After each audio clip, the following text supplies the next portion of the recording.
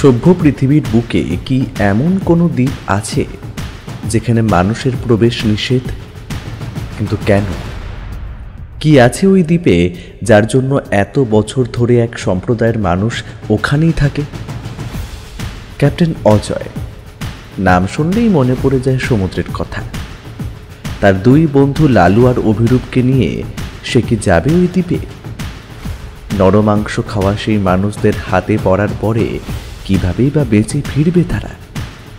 কি আছে ওই গাছের ফুলে যার জন্য ওই দ্বীপে না থাকাই ভালো? এই সকল প্রশ্নের উত্তর পাবেন আজকের এই গল্পে। নমস্কার শ্রোতা বন্ধুরা, অন্ধকারের গল্পকথার সাম্রাজ্যে আপনাদের সকলকে স্বাগত। আমাদের আজকের নিবেদন লেখক সুকান্ত দাসের কলমে ক্যাপ্টেন অজয় সিরিজের গল্প মৃত্যুদ্বীপের সন্ধানে। গল্পের সূত্রধার ও গল্প পাঠে শুভ, অন্যান্য চরিত্রে RNM অভিষেক, রূপঙ্কর, কৌশিক, পার্থ, রাজ, অভিযান ও রৌনক। শুরু হতে চলেছে আজকের গল্প মৃত্যুদ্বীপের সন্ধানে।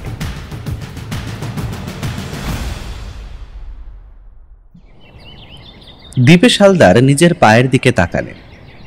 পায়ের অবস্থাটা এমন না হলে তাকে কি আর এভাবে এই লাইব্রেরি আর বাড়ি ঘরে আটকে রাখা যেত? যদি তিনি এখানে আটকে না থাকতেন তাহলে এখন যে তিনি কোথায় থাকতেন সে হয়তো তিনি নিজেও জানেন না। এখনো ঘুমের মধ্যে স্বপ্নে তিনি সমুদ্র দেখতে পান। সমুদ্র নীল জলরাশির নিচে তিনি যেন হারিয়ে যান, যেন সমুদ্রের গভীরে ওই মারিয়ানা খাদ নেহাত তুচ্ছ। তার চেয়েও গভীরে কালো অন্ধকার জলের মধ্যে তিনি ডুবতে ডুবতে কোথায় যে চলে যান। সেখানে কত আশ্চর্য প্রাণী, কত অদ্ভুত সব জন্তু, এমন অনেক কিছু সেখানে রয়েছে যা মানুষ কখনো কল্পনাই করতে পারবে না। একবার দীপেশ হালদার স্বপ্নে দেখেছিলেন সমুদ্রের তলায় একটা গোটা শহর রয়েছে, ঠিক যেমন আজ থেকে অনেক বছর আগে অ্যাটলান্টিস ছিল। তার চেয়েও আরও অনেক অনেক বছর আগে হারিয়ে গিয়েছিল আরও এক শহর। আর তাছাড়া আমাদের হিমালয় পর্বতমালার সবচেয়ে উচ্চতম শৃঙ্গগুলো তো এমন এক পাথর দিয়ে তৈরি যা একমাত্র সমুদ্রতল থেকেই উঠে আসে। এসব নিয়ে তার চিন্তাভাবনার অন্ত নেই, কিন্তু সে সমস্ত কথা কখনোই তিনি বাইরে কারো কাছে প্রকাশ করেন না। আর তাই বইয়ের মাঝে আরো বেশি করে ডুবে যান তিনি। যেদিন থেকে অজয়, লালু আর অভিরূপ বাড়ি ছেড়ে বেরিয়েছে তারপর থেকেই তিনি আরো বেশি করে ডুব দিয়েছেন এই সমস্ত কিছুতে। ওই নীল পাহাড়ের ব্যাপারে আরো যা জানা যেত সবকিছুই জেনেছেন, কিন্তু ওরা বাড়ি ফিরে আসার পরে খানিকটা স্বস্তি পেয়েছিলেন। সত্যি বলতে ওরা কিন্তু বাড়িতে কিছুই জানায়নি যে ওরা কোথায় গিয়েছিল। অন্য কথা বাড়িতে বলেছিল, আসল কথাটা জানতো শুধুমাত্র দীপেশ হালদার। এবার ওরাই তার বাড়িতে আসবে বলেছে। ফোনে তো অনেক কথাই শোনা গেছে, কিন্তু সামনাসামনি বসে শোনার অভিজ্ঞতাটাই আলাদা। আজই ওদের আসার কথা, তাই ওদের কথাই বারবার মনে পড়ছিল তার। কাজের লোকটি একবার চা দিয়ে দিয়েছে, টেবিলের ওপর সেটা পড়ে পড়ে ঠান্ডা হয়ে গেছে কখন যেন। সামনে একটা বঙ্গোপসাগর নিয়ে বইয়ে পড়েছিল, সেটাই উল্টে পাল্টে দেখছিল দীপেশ হালদার। এমন সময় কাজের লোক মাধব এসে খবর দিল, বাবু আপনার ভাগ্নেরা এসে গেছে, তাদের জন্য বসেছিলেন না? কথাটা শুনে দীপেশ হালদারের মুখটা আনন্দে ভরে ওঠে। তার মুখের আনন্দ লক্ষ্য করে মাধবও সামান্য হেসে বলে,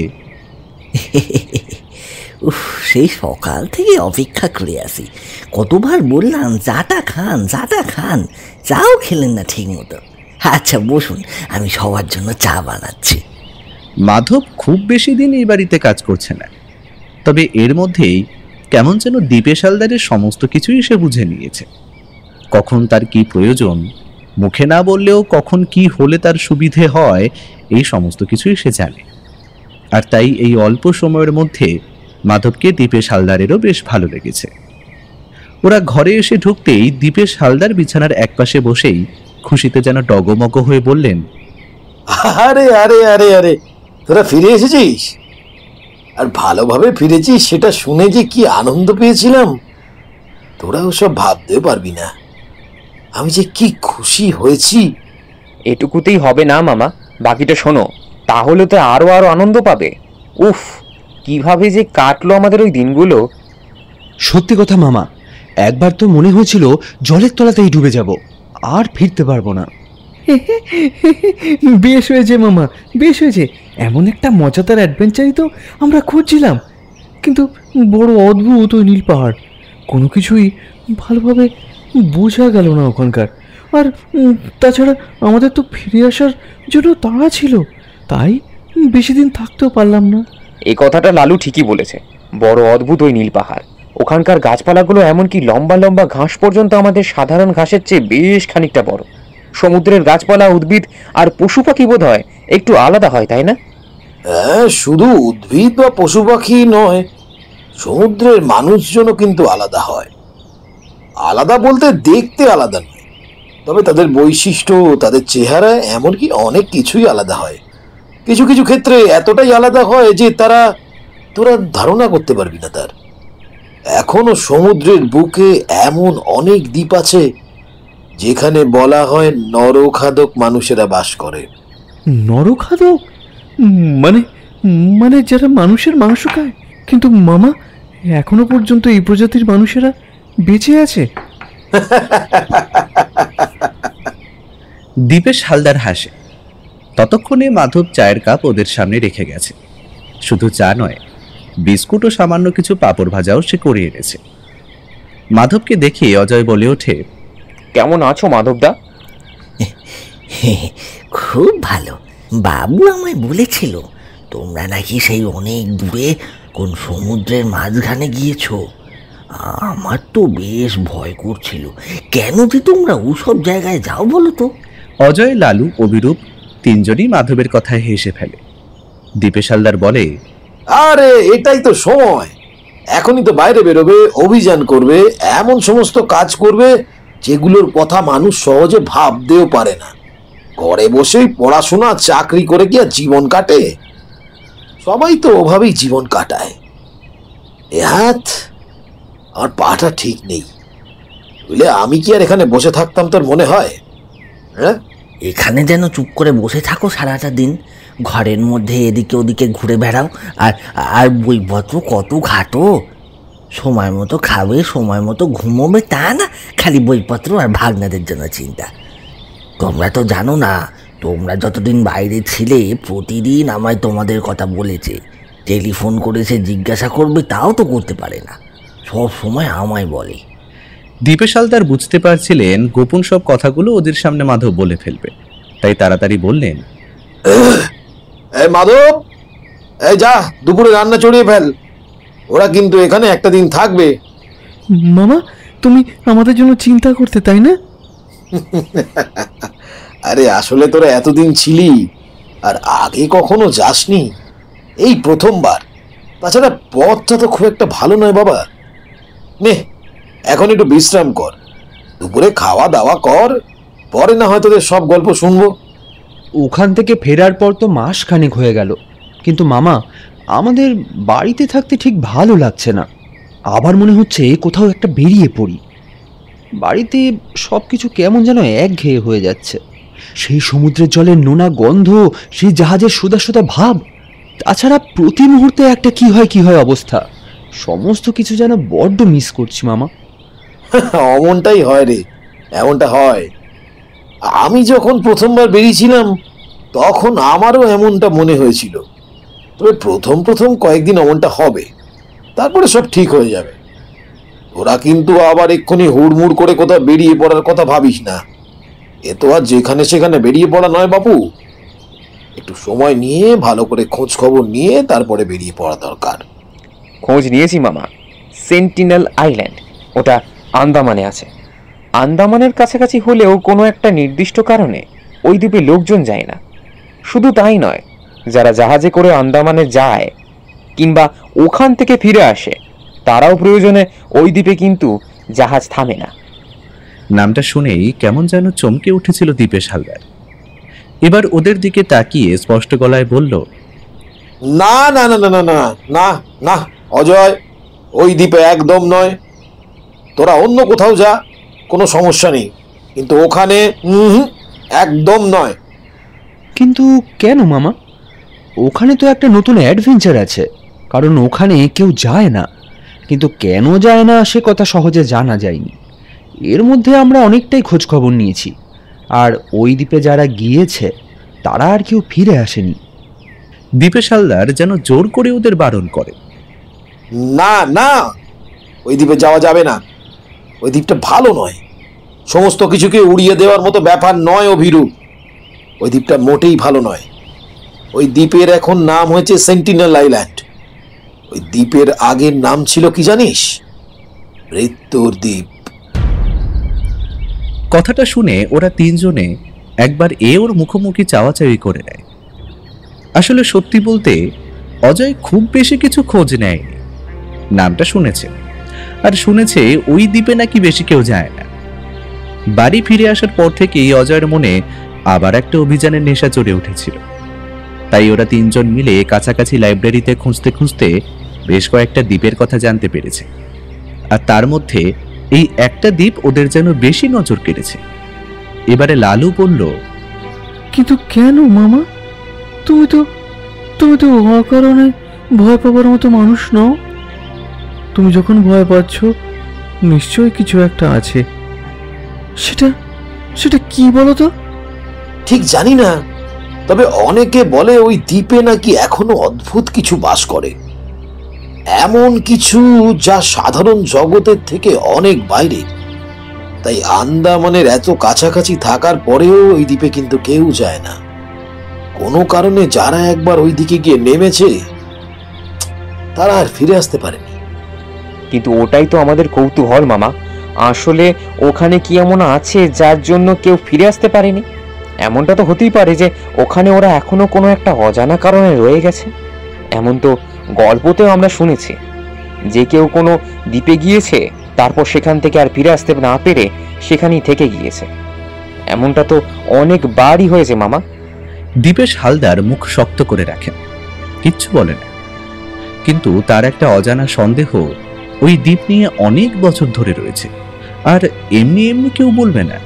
হঠাৎ করে ওরা ওই দ্বীপে যাওয়ার জন্যই বায়না করতে লাগলো কেন, সেটাও তিনি বুঝতে পারলেন না। না অজয়, তোমরা অন্য কোনো দ্বীপে যাওয়ার কথা বলো।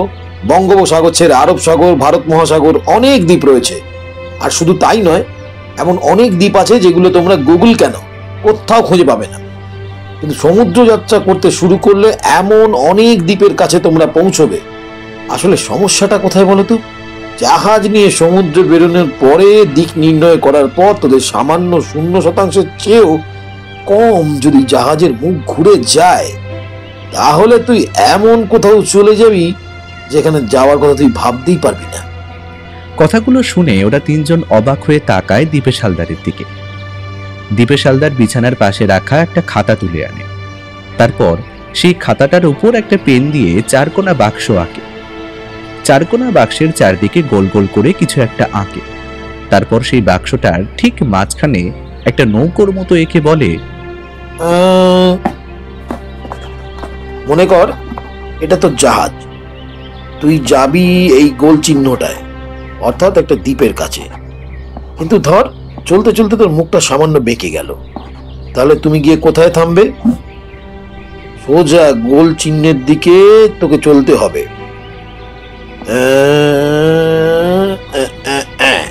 এই দেখ, সমুদ্রে পথ চলা অত সোজা নয় বাবা। 3 ভাগ জল রয়েছে, অর্থাৎ সমুদ্র এত বড় যা তোমরা ধারণাও করতে পারছো না। আমাদের এই গোটা পৃথিবীর স্থলভাগটুকু সমুদ্রের মধ্যে 3 বার ডুবে যেতে পারে। আর শুধু তাই নয়, সমুদ্রের গভীরতা যে কত তা তো আমরা এখনো পুরোপুরি আবিষ্কার করতে পারিনি। তাই এই সমুদ্র পথে সামান্যতম ভুল অনেক বড় বিপদ ডেকে আনতে পারে। তুমি সারা জীবনের জন্য সমুদ্রের মধ্যে আটকে যেতে পারো। তার উপর তোমাদের যদি জাহাজ থাকে, জাহাজে যদি মাস্তুল কিংবা অন্য কোনো সমস্যা দেখা দেয়, তাহলে তো বুঝতেই পারছো তুমি কোনো রকম সাহায্য পাবে না। ঢেউ যেদিকে যাবে তোমায় সেদিকেই ভেসে যেতে হবে। আর এভাবে সারা জীবন যদি তুমি সমুদ্রের জলে ভেসে যাও, তাহলেও বলবো এতে আশ্চর্য হওয়ার কিছুই নেই। ওরা তিনজনে এই বিপদের কথা আগেও 2-1 বার ভেবেছে, কিন্তু এত গভীরভাবে ভাবে। এবারে অজয় বলল, কিন্তু এটা তো আমাদের যদি ভুল হয় তখন। কিন্তু আমাদের সাথে তো কম্পাসও থাকবে। আমরা পালতোলা জাহাজের ব্যবস্থা করব। ইঞ্জিনের ব্যবস্থা করলে তাতে সমস্যা হতে পারে। আর তাছাড়া জাহাজ চালানোর জন্য যাকে নেব তাকে খুব ভালোভাবে বেছে নিতে হবে। কিন্তু সেসব তো বড় কথা নয়। এই সেন্টিনেল আইল্যান্ড আন্দামান থেকে খুব বেশি দূরে নয়। তাহলে কেন তুমি এত ভয় পাচ্ছ মামা? দীপেশ হালদার বিছানা থেকে কোনো রকমে উঠে দাঁড়ায়, জানলার কাছে এসে বাইরের দিকে তাকিয়ে দেখতে থাকে। বাইরের সূর্যটা একদম মাথার উপর এসে উঠেছে, চারপাশটা রোদের আলোয় ভেসে যাচ্ছে। ঘরের মধ্যে ওরা তিনজন কঠিন মুখে তাকিয়ে থাকে দীপেশ হালদারের দিকে। দীপেশ যেন ক্লান্ত অবসন্ন মুখে বলে ওঠেন, ওই দ্বীপটা ভালো নয় অজয়, ওটাকে অনেকে মৃত্যুর দ্বীপ বলে রে। আর ওই দ্বীপে একবার গেলে ফিরে আসা যায় না, অন্য কোনো কারণে নয়। ওখানে যারা যায় তারা তারা আর বেঁচে থাকতে পারে না, তারা মারা যায়। যদি ওখান থেকে কেউ না ফিরে আসে তাহলে এই কথা তুমি জানলে কি করে মামা? দীপেশ হালদার ওদের দিকে এগিয়ে আসে। তারপর তার আলমারির কাছ থেকে একটা বই টেনে বার করে আনে। বইয়ের বাইরের দিকে ছবিটা দেখে ওরা বুঝতে পারে এটাই সেই দ্বীপ, সেন্টিনেল আইল্যান্ড। বইয়ের নামের দিকে চোখ পড়তে ওরা চমকে ওঠে। Sentinel island, a place of death. অনেক বছর আগের কথা। তখন একবার খবরের কাগজে খবরটা এসেছিল, এক অভিযাত্রী দল ওই সেন্টিনেল আইল্যান্ডে যাওয়ার জন্য রওনা দিয়েছিল আন্দামান থেকে। তাদের ফিরে আসার কথা ছিল 7 দিনের মাথায়, কিন্তু 7 দিনের মধ্যেও যখন ওরা ফিরে এলো না, তখন আরও একটা জাহাজ ওদের খোঁজে গিয়েছিল ওই দ্বীপের কাছাকাছি। তবে এই জাহাজের কারো দ্বীপে নামার কথা ছিল না, দ্বীপের কাছাকাছি ঘুরে দেখে চলে আসার কথা ছিল। সেই জাহাজটা দ্বীপের কাছে ছিল, কিন্তু জাহাজে কেউ ছিল না। এমনকি জাহাজ যে চালিয়ে নিয়ে এসেছে সে পর্যন্ত ছিল না। তারপর ওই জাহাজ থেকে লোকেরা প্রথম জাহাজে গিয়ে সেটাকে নিয়ে ফিরে আসে, কিন্তু ওই দ্বীপের ভিতরে ঢুকে দেখার মতো সাহস কারো হয়নি। অবাক হয়ে এতক্ষণ ধরে ওরা কথাগুলো শুনছিল। এবারে অভিরূপ বলে উঠল, তার মানে মামা ওই দ্বীপে আসলে কি হয়েছে সে কথা কেউ জানে না, কিন্তু এখনকার দিনেও কি এটা সম্ভব?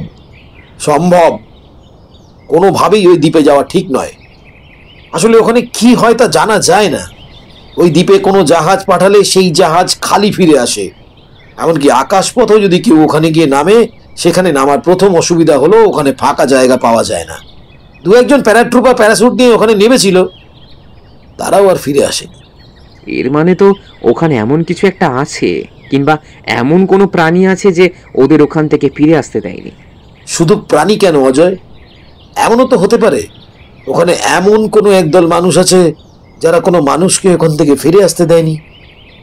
নিশ্চয়ই ওখানে এমন কিছু আছে যা ওরা রক্ষা করে চলেছে। আমরা যদি ওই দ্বীপে যাই মামা, যদি আমরা সাবধান থাকি, তাহলে তো আমাদের কোনো ক্ষতি হওয়ার সম্ভাবনাই থাকবে না। আর যদি তেমন কিছু দেখি তাহলে আমরা ওখান থেকে চলে আসব। পাগলের মতো কথা বলিস না। যে দ্বীপে এত বড় বড় অভিযাত্রীর দল গিয়ে ফিরে আসতে পারলো না, সেই দ্বীপে তোরা 3 জন যাবি। আর তোদের যদি কোনো ক্ষতি হয়ে যায় তখন?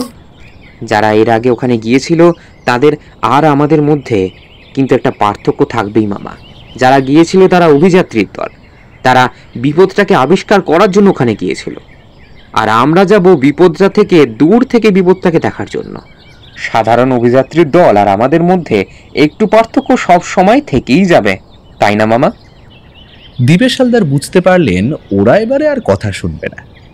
ঠিক আগের বারের মতোই ওদের মনের মধ্যে চেপে বসেছে ওই সেন্টিনেল আইল্যান্ড, অর্থাৎ যাকে মৃত্যুদ্বীপ বলা হয়। কিন্তু সত্যিই কি ওরা ওখানে গিয়ে ফিরে আসতে পারবে? এই চিন্তাটা বারবার দীপেশ হালদারের মাথার মধ্যে উকি দিচ্ছিল। কিন্তু তার সাথে আরও একটা ব্যাপার উকি দিচ্ছিল, যদি সত্যি ওরা ওখানে যায় এবং সত্যিই ওখানে গিয়ে যদি আবিষ্কার করতে পারে আসলে দ্বীপে কি রয়েছে। কথাটা মনে হতেই সঙ্গে সঙ্গে দীপেশ হালদারের মনে পড়ে গেল নীল দ্বীপের কথা। সেখানে গিয়েও তো ওই দ্বীপের মধ্যে ওরা কিছু একটা খোঁজার চেষ্টা করেছিল, তাই না? ওরা কি সেটা পেয়েছিল? আচ্ছা, তোরা তো বলেছিলি যে ওই নীল দ্বীপের মধ্যে তোরা সেই গাছটা দেখতে পেয়েছিলি, আর তারপর সেই লোকটা ওই গাছের ফলটা নিতে গিয়ে মারা গিয়েছিল। আর তারপর তোরা সেই গাছটা দেখার চেষ্টা করিসনি? গোটা দ্বীপে যা হয়ে চলেছিল তখন আর ওখানে দাঁড়িয়ে থাকাটা নিরাপদ মনে হয়নি আমাদের। ভাগ্যিস বেরিয়ে এসে কোনোভাবে জাহাজ পর্যন্ত পৌঁছাতে পেরেছিলাম, না হলে ওই দ্বীপেই আমাদের থাকতে হতো, বুঝলে? ও তুমি বাদ দাও, তুমি এই সেন্টিনেল আইল্যান্ডের কথা বলো। তাহলে কি বলো মামা, একবার ঘুরে আসি? দিবেশ হালদার জানেন যে তিনি না বললেও ওরা শুনবে না। ওদের মাথায় এখন অভিযানের ভূত চেপেছে। অনেক বছর আগে ঠিক সেই ছেলেটা যেমনভাবে ওনার কাছে এসেছিল তেমন ভাবেই। তিনি আর ওদের কিছুই বলতে পারলেন না। সেদিনটা ওরা ওখানেই থাকলো। পরদিন সকালে বাড়ির উদ্দেশ্যে বেরিয়ে পড়ল। বলে গেল বেরোনোর আগে একবার তারা দিবেশ হালদারকে জানাবে। আন্দামান থেকে যখন ওরা জাহাজে উঠল তখন সকালের রোদ পড়তে শুরু করেছে। ওরা তিনজন ছাড়া ছোট জাহাজে ওরা যাত্রী নিয়েছিল মাত্র দুজন, একজন নাবিক আর একজন তার সহকারী। এবারে বেরোবার সময় ওরা বেশ কিছু টাকাও সঙ্গে নিয়ে এসেছিল। তাছাড়া এনেছিল আরো অনেক প্রয়োজনীয় জিনিসপত্র, যেগুলো প্রথমবার অভিযানের সময় ওদের সঙ্গে ছিল না। জাহাজটা ছাড়ার একটু পরেই জাহাজের বেকের কাছে দাঁড়িয়ে অজয় আর লালু সামনের সমুদ্রের নীল জলরাশির দিকে তাকিয়েছিল। অভিরূপ পেছন থেকে বলল, অনেক দিন পর আবার সমুদ্রের মাঝে বেরিয়ে পড়ে কিন্তু বেশ ভালোই লাগছে, কি বলিস? ভালো লেগেছে, কিন্তু একটা অদ্ভুত ব্যাপার কিছুতেই বুঝতে পারছি না। সেন্টিনেল দ্বীপে যাওয়ার কথা বলতে সকলে এত ভয় পায় কেন? আর জাহাজের নাবিক সহকারী ও কেমন অদ্ভুতভাবে আমাদের দিকে তাকিয়ে দেখছিল ফ্যালফ্যাল করে। বেশি টাকার কথা বলার পরে ওরা দ্বীপের একদম কাছে যেতে মোটেই রাজি হয়নি। বেশ খানিকটা দূরে জাহাজে ওরা অপেক্ষা করবে আমাদের জন্য। ওহো, কিন্তু ওরা তো কিছু খুলে বলতেও পারছে না যে ওই দ্বীপে আসলে কি আছে। আগে যারা গেছে তারা ফিরে আসেনি, সেই ভয়টাই ওরা পেয়েছে। না লালু দীপেশ, মামা অকারণে ভয় পাওয়ার লোক নয়। নিশ্চয়ই ওই দিকে কিছু একটা আছে, না হলে ওই দ্বীপটাকে হঠাৎ সবাই মৃত্যুর দ্বীপ বলবে কেন? মৃত্যুদ্বীপ? এখানেও সবাই এমন কথাই বলছে নাকি? আমাদের জাহাজ যে চালিয়ে নিয়ে যাচ্ছে সে ওই একই কথাই বলছে লালু। একবার যা, ওই জাহাজের সহকারীকে ডেকে নিয়ে আয়, দেখ একই কথা বলবে। লালু চলে যেতে ওরা ছোট্ট জাহাজের ডেকের একপাশে বসার বেঞ্চের মতো জায়গাটায় বসল। জাহাজে দুরকম ব্যবস্থা আছে, ইঞ্জিনে চলতে পারে, আবার পালের ব্যবস্থাও রয়েছে। যখন যেটা প্রয়োজন বেশ খানিকটা এগিয়ে গিয়ে তারপর ইঞ্জিন বন্ধ করে পাল খোলা হবে, যাতে তেল বেশি খরচ না হয়। একটু পরেই জাহাজের ক্যাপ্টেনের সঙ্গে যে সহকারী ছিল তাকে লালু নিয়ে এলো। তাকে ওদের থেকে বেশ লম্বা চওড়া বলেই মনে হলো। লোকটা ক্রিশ্চিয়ান, তার নাম টম হডসন। সে এগিয়ে এসে ওদের দিকে তাকালো। লোকটা জানে ওরাই এই গোটা জাহাজটা ভাড়া করেছে, তাই ওদের কাছে এসে সামনে দাঁড়িয়ে বলল, তোমরা আমায় ডেকেছিলে? হ্যাঁ, তুমি তো জাহাজের ক্যাপ্টেনের সঙ্গে রয়েছো।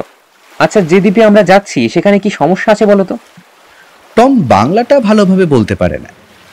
ওরা খোঁজ নিয়ে জেনেছিল টম এখানে অনেক বছর ধরেই রয়েছে। বিদেশি হলেও এখানকার ভাষা সে ভালোই বলতে পারে। বাংলা তাকে মাঝে মাঝে শিখে নিতে হয়েছে। তাছাড়া জাহাজে করে সে বিভিন্ন জায়গায় ঘুরে বেড়ায় বলে বিভিন্ন ভাষাও জানে।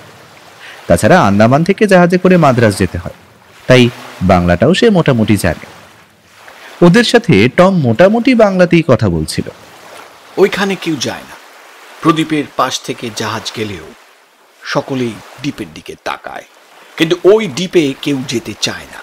তোমরা ওখানে যাবে শুনে তাই আমি আর ক্যাপ্টেন বেশ অবাক হয়েছিলাম। কেন? ওখানে কি আছে? ওখানে কি আছে সে কথা কেউ ভালোভাবে বলতে পারে না। আসলে যে ওখানে গেছে সে আর ফিরে আসেনি। শেষবার প্রায় 4 বছর আগে একটা দল ওখানে গেছিল, তারা ফিরে আসেনি। এমনকি তাদের জাহাজটা পর্যন্ত ফিরে আসেনি। জাহাজটা যে কোথায় গেছে তা কেউ জানে না। কিন্তু এমন একটা দ্বীপ তোমাদের কাছাকাছি রয়েছে, অথচ তা নিয়ে তোমাদের কৌতূহল হয় না কেন? তোমরা স্থলের মানুষ, সেখানেই থাকো। আমরা জলের মানুষ। আমরা এমন অনেক কিছু জলে দেখি যাতে আমাদের কৌতূহল আর হয় না। কৌতূহল হতে হতে এক সময় সেটা শেষ হয়ে গেছে। কত বড় তিমি মাছ তোমরা দেখেছো বলো তো? বেশ বড়, তবে ভিডিওতে দেখেছি, সামনাসামনি তো দেখা হয়নি। একটা বড় জাহাজের থেকেও বড় একটা তিমি মাছ আমি দেখেছি। সেটা চাইলেই একবার মুখ হাঁ করে একটা গোটা জাহাজ পর্যন্ত গিলে নিতে পারবে। এই তিমি মাছটা যখন আমি আর ক্যাপ্টেন দেখেছিলাম তখন ভেবেছিলাম এটাই বোধহয় আমাদের শেষ যাত্রা। সেবার জাহাজ ক্ষতিগ্রস্ত হয়েছিল, অনেক ঝড়ঝাপটা গিয়েছিল, কিন্তু তবুও কোনো রকমে আমরা কয়েকজন ফিরে আসতে পেরেছিলাম। তবে তিমি মাছটা শুধু আমি আর ক্যাপ্টেন দেখেছিলাম। টম যে মিথ্যা কথা বলছে সেটা মনে হলো না। ওর কথা শুনে বাকিরা কেমন যেন উল্লসিত হলো এবারে। ঠিক তখনই ঘরের দিক থেকে ক্যাপ্টেন বলে উঠল, টম, তাড়াতাড়ি বাকিদের নিয়ে এসো, একটা জিনিস দেখাবো। ওরা সকলে মিলে ছুটতে ছুটতে গেল জাহাজের ঘরের দিকে। জাহাজটা খুব বড় নয়, ছোট ঘর, তার পেছনেই লম্বা ডেক, একপাশে পাল কাটানো জিনিসপত্র, উপরে ওঠার একটা জায়গা আর নিচে কেবিন। এই যে কেবিনের মধ্যেই ওদের থাকার ব্যবস্থা, ওদের ব্যাগপত্র সবকিছু ওখানেই আছে। ডেকের ঘরের কাছে গিয়ে ওরা দেখলো সামনে শক্ত কাচের উপরে সমুদ্রের জল ঝাপটা মারতে শুরু করেছে ইতিমধ্যে, আর তার মধ্যেই সূর্যের আলোয় বেশ খানিকটা দূরে এক জায়গায় রোদের মধ্যে সমুদ্রের জল যেন মাঝে মাঝে ঝিলিক দিয়ে উঠছে। আর শুধু তাই নয়, সমুদ্রের জলের মধ্যে যেন একটা রামধনুও দেখা দিয়েছে। ওরা এটা দেখে অবাক হয়ে গেল। তখন সেদিকে তাকিয়ে হাসতে হাসতে বলল, দেখেছো জলের মধ্যে রামধনু? এরকম তোমরা দেখতে পেয়েছো কখনো? রামধনু? কিন্তু কিন্তু জলের মধ্যে রামধনু কি করে? রামধনু জলের মধ্যে না, আসলে ওখানে ডলফিনস আছে। সেই ডলফিনস জলের মধ্যে ওইভাবে জল উপরের দিকে ছুড়ে দেয়, আর সেই জলের উপর রোদ এসে পড়লে এরকমটা মনে হয়। তবে একটা নয়, বেশ কয়েকটা ডলফিনস ওখানে থাকার কথা। ক্যাপ্টেন দূরবীনটা এগিয়ে দিলে সেই দূরবীন নিয়ে ওরা দেখতে পায় সত্যি বেশ কয়েকটা ডলফিন রয়েছে। সেদিকে তাকিয়ে দেখতে দেখতে ওরা অবাক হয়ে যায়। ডলফিনের দল নিজেদের মতো সমুদ্রের জলরাশির মধ্যে খেলা করে চলেছে।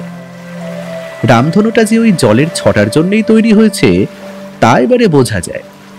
ডলফিনের দল সোজা চলেছে উত্তরের দিকে, আর ওরা চলেছে পশ্চিম দক্ষিণ অভিমুখী। বেশ কিছুক্ষণ পরে এভাবেই সমুদ্রের নীল জলরাশির দিকে তাকিয়ে দেখতে থাকে ওরা। অজয়ের মনে হয় সেই নীল দ্বীপে যাওয়ার সময় জাহাজের অভিযানের কথা।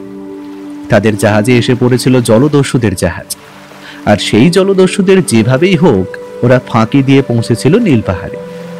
কিন্তু যদি সত্যিই ওরা নীল পাহাড় থেকে ফিরে না আসতো? সমুদ্রের বুকে এসে পড়লে অনেক কথাই মনে হয় সমুদ্রের গভীর জলরাশির কথা। সেই গভীরে এখনো এমন অনেক প্রাণী নিদ্রিত রয়েছে যাদের ধারণা অজয়ের নেই। একটু আগেই তো টম বলছিল এত বড় তিমি মাছের কথা, যে একটা বড় জাহাজ পর্যন্ত নাকি গিলে নিতে পারে। তিমি মাছের কাছে ওদের এই ছোট জাহাজটা তো সামান্য। এই জাহাজের কাছে সেই তিমি মাছ এসে পড়লে আরো অনেক কিছু হতে পারে। ক্যাপ্টেনের সঙ্গে অভিরূপের বেশ ভাব জমে গিয়েছিল। ক্যাপ্টেনের চেহারাটা দেখার মতো, তার নাকের নিচে মোটা লম্বা গোঁফ, মুখ সুন্দর করে কামানো, মাথায় টুপি, গায়ে নাবিকের পোশাক।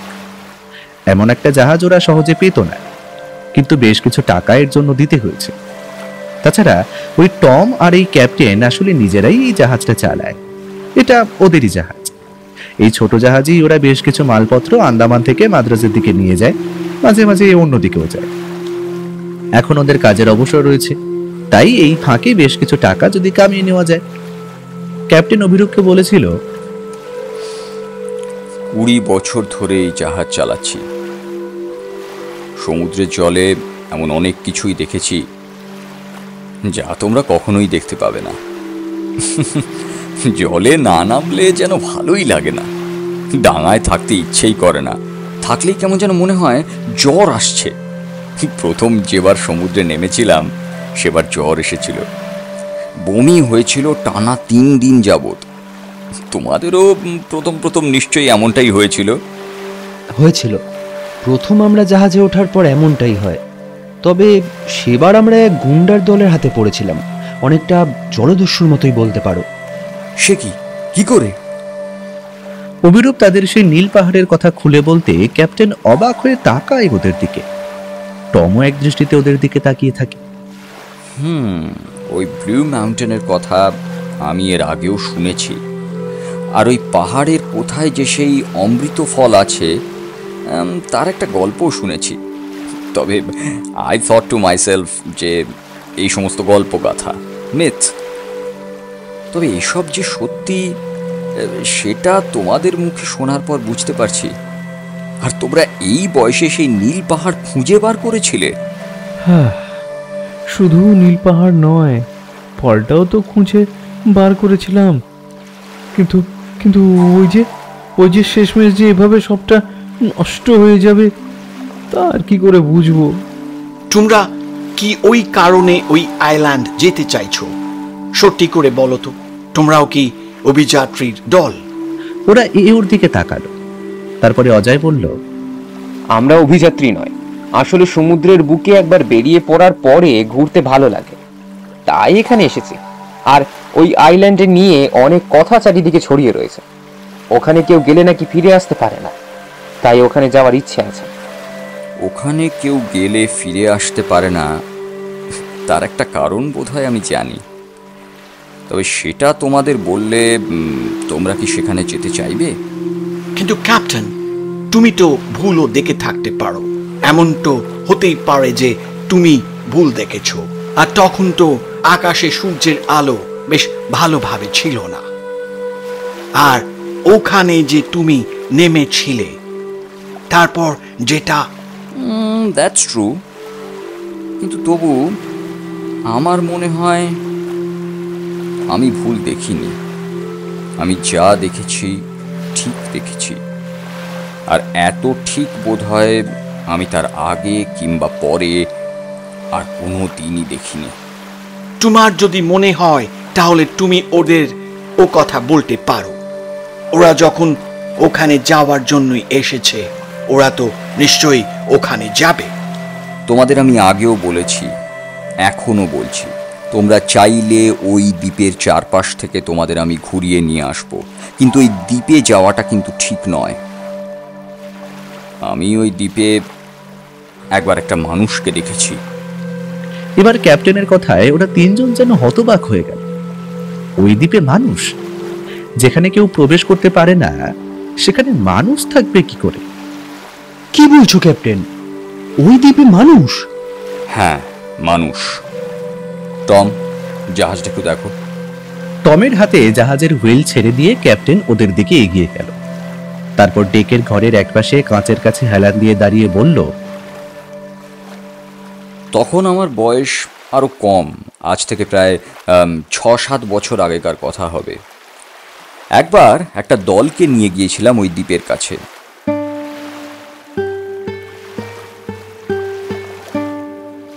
তার আগে থেকে সবাই ওই দ্বীপটাকে মৃত্যুর দ্বীপ বলে। যে দ্বীপে গেলে কেউ নাকি ফিরে আসতে পারে না, সেটা তো আফটারঅল মৃত্যুর দ্বীপই হবে। অনেকেই দ্বীপটাকে নরকের সাথেও কল্পনা করে। দলটাকে নিয়ে আমি দ্বীপের কাছাকাছি নামিয়ে দিয়েছি।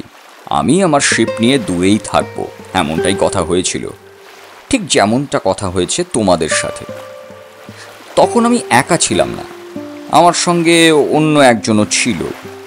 একদিন বিকেলের দিকে সে ঘুমিয়ে পড়েছে, আমিও ঘুমিয়েই ছিলাম। কি একটা মনে হতে আমি শিপের ডেকের কাছে এসে বসে আছি। হঠাৎ করে মনে হলো ওই দ্বীপের সামনের দিকের একটা জঙ্গলে ঘেরা জায়গা থেকে একটা মানুষ বেরিয়ে এসে সামনে দাঁড়ালো।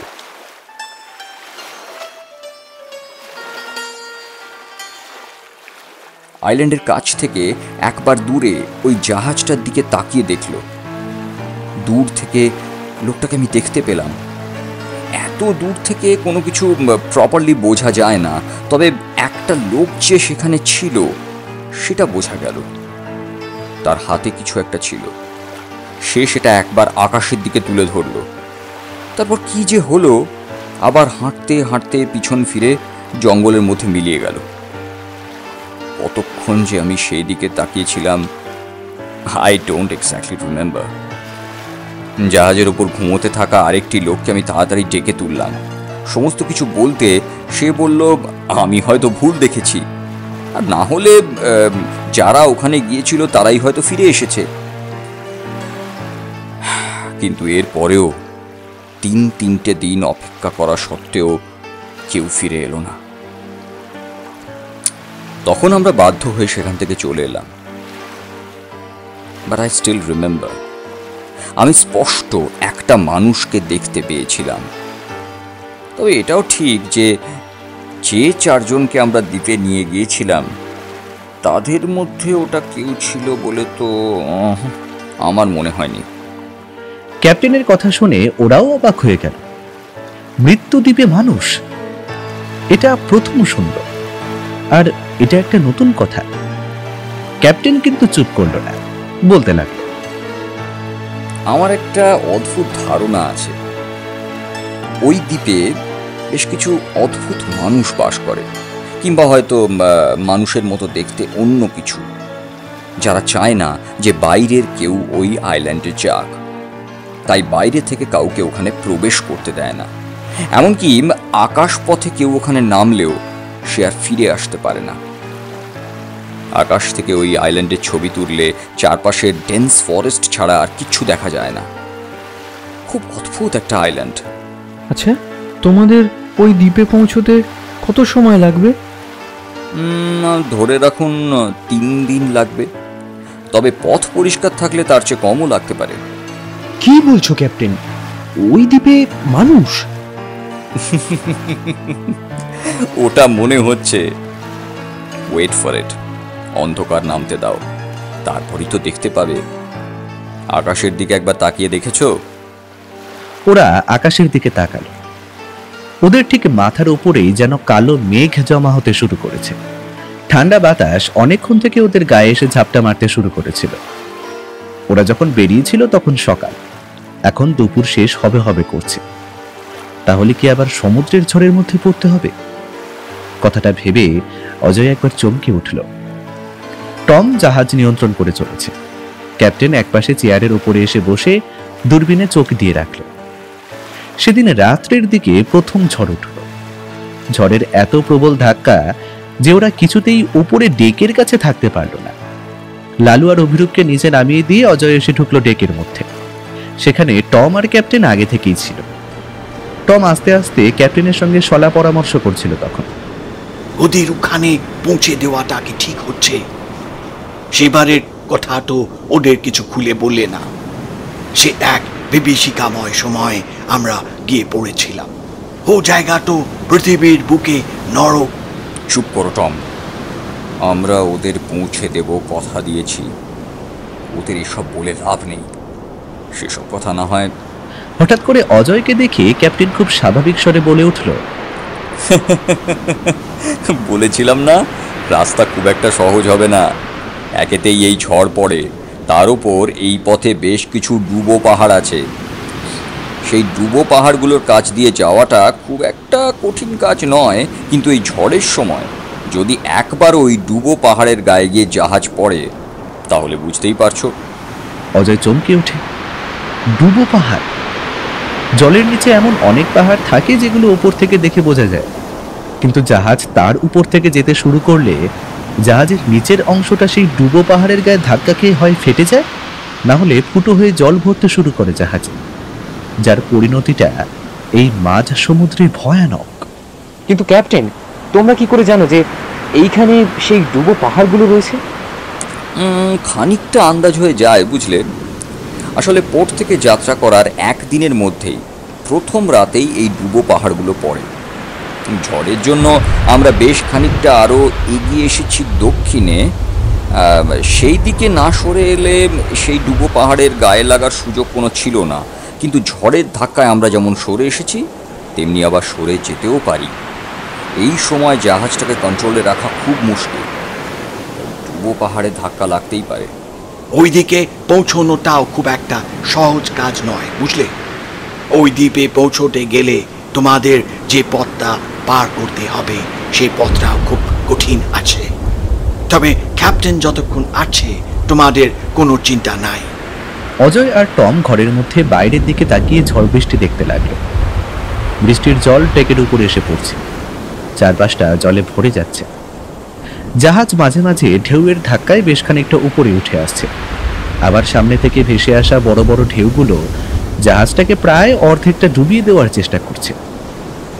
বেশ কিছুক্ষণ এভাবে চলতে চলতে একসময় ক্যাপ্টেন চিৎকার করে বলে উঠল, ওই দেখো ডুবো পাহাড়। কথাটা শুনে অজয় আর টম দুজনেই সামনের দিকে তাকালো। একটা বড় ঢেউয়ের ধাক্কায় ওদের জাহাজটা বেশ খানিকটা উপরে উঠে গিয়েছিল। সাধারণভাবে সমুদ্রের জলে থাকলে জাহাজ এতটা উপরে কখনোই উঠে আসতো না। ঢেউয়ের ধাক্কায় কখনো উপরে উঠে যাচ্ছে, আবার কখনো জল খানিকটা একপাশে সরে যাওয়ায় অন্য পাশ থেকে সেই রাতের অন্ধকারে জাহাজের সামনের দিকের আলোয় দেখা গেল এক ভয়ঙ্কর দৃশ্য। ঠিক পাহাড়ের মাথার উপর যেমন থাকে ঠিক তেমনই একটা পর্বত শৃঙ্গের মাথা যেন জলের উপর থেকে ধারালো ছুরির মতো বাইরে বেরিয়ে আসছে। সেদিকে তাকিয়ে ওরা দুজনেই অবাক হয়ে গেল। ক্যাপ্টেন জাহাজের হুইল কোনো রকমে একপাশে ঘোরাবার চেষ্টা করছে। জাহাজটা ঢেউয়ের ধাক্কায় সেই ধারালো ছুরির মতো পাহাড়ের মাথাটার দিকে এগিয়ে গিয়ে চলেছে। ঠিক এইখানে সমুদ্রের জলতল যে কতটা গভীর হতে পারে তা অজয় বুঝতে পারল না, কিন্তু ওদের জাহাজ যে সাক্ষাৎ মৃত্যুর দিকে এগিয়ে চলেছে সেটা বুঝতে পারল। ডেকের তলার ঘরে বসে অভিরূপ কিংবা লালু বোধহয় বুঝতেও পারবে না আসলে বাইরে কি বিপদের দিকে আস্তে আস্তে ওরা এগিয়ে চলেছে। টম বলে উঠল, ক্যাপ্টেন, ক্যাপ্টেন, জাহাজ ডান দিকে ঘোরাও, ডান দিকে ঘোরাও জাহাজ।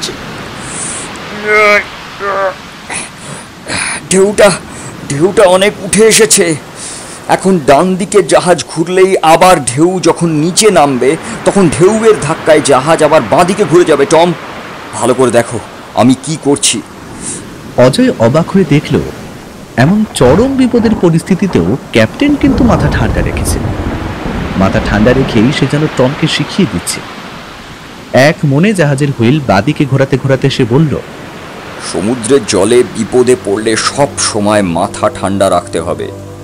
মাথা ঠান্ডা না রাখলেই সমুদ্রের ঢেউ তোমাকে কোথায় নিয়ে চলে যাবে তা তুমি ধারণাও করতে পারবে না। এখানে এই জাহাজটাই তোমার সব থেকে বড় অবলম্বন, আর একবার যদি এই জাহাজ থেকে তুমি ছিটকে জলে গিয়ে পড়ো তাহলে আর বাঁচতে পারবে না। ক্যাপ্টেন ত্রস্ত হাতে জাহাজের হুইলটা বাঁদিকে ঘোরাতে লাগলো আর বলল, ঢেউটা ডান দিক থেকে বাঁ দিকে সরে যাচ্ছে, অর্থাৎ উত্তর থেকে দক্ষিণের দিকে। উত্তর থেকে দক্ষিণ সামান্য নিচু, তাই সমুদ্রের জল সেদিকেই যায় বেশিরভাগ সময়। কিন্তু ঝড়ের সময় সে সমস্ত কিচ্ছু বলা সম্ভব নয়, তাই এই সময় ঝড়ের এবং সমুদ্রের জলের উপরে কড়া দৃষ্টি রাখতে হবে। সমুদ্রের জল একই দিকে যাচ্ছে, বাঁ দিকে স্টিয়ারিং ঘোরাতে থাকলে ঢেউ যখন নিচে নেমে আসবে জাহাজ বাঁ দিকে যাবে, আর তখন ওই ডুবো পাহাড়টাকে আমরা ডান পাশে রেখে এগিয়ে যেতে পারবো সামনের দিকে। এখন আমরা ইঞ্জিন বন্ধ রেখেছি, কিন্তু ঢেউ যখন একটু কমবে তখনই আমাদের ইঞ্জিন চালু করতে হবে, কারণ ঝড়ের সময় ইঞ্জিন চালু রাখা বুদ্ধিমানের কাজ।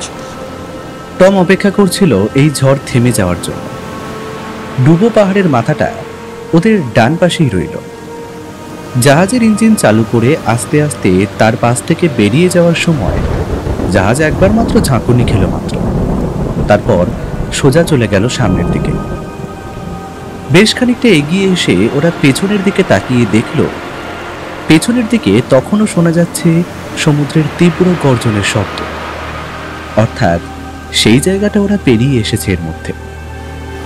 অনেক রাত পর্যন্ত অজয় জেগে রইল, তারপর একসময় ঘুমানোর জন্য নেমে গেল নিচের দিকে। ঘুমটা ভাঙল পরদিন সকাল। 3 দিনের মাথায় ওরা গিয়ে পৌঁছলো সেই আইল্যান্ডে। দূর থেকে আইল্যান্ডটা দেখে ক্যাপ্টেন দূরবীন চোখে লাগিয়ে বসে। তারপর টম যখন ওদের ডেকে আনলো তখন সকাল হতে শুরু করেছে। সকালের নতুন রোদের আলোয় চারপাশটা ঝকঝক করছে, আর তার মধ্যে ওদের জাহাজের অভিমুখে বেশ খানিকটা দূরে একটা কালো মতো কি যেন দেখা যাচ্ছে। দূরবীন হাতে নিয়ে চোখে লাগাতেই অজয় দেখতে পেল সেই দ্বীপটাকে। কালো বিন্দুর মতো জিনিসটাকে একটা দ্বীপ বলেই এতক্ষণ মনে হচ্ছিল, এখন দেখা গেল সেটা সবুজ। সেদিকে তাকিয়ে থাকতে থাকতে জাহাজটা এগোচ্ছিল বলে দ্বীপটাকে যেন আরো বড় বলে মনে হচ্ছিল ওদের। পরপর অভিরূপ, অজয় আর লালু তিনজনই দ্বীপটা দেখল। অবাক হয়ে গেল ওরা। এতদিনে ওদের সেই গন্তব্যস্থল সামনে আসতে চলেছে। কিন্তু টম আবার বলল, তোমাদের আরো একবার সাবধান করে দিচ্ছি, ওই দ্বীপে যাওয়াটা কিন্তু সঠিক কাজ নয়।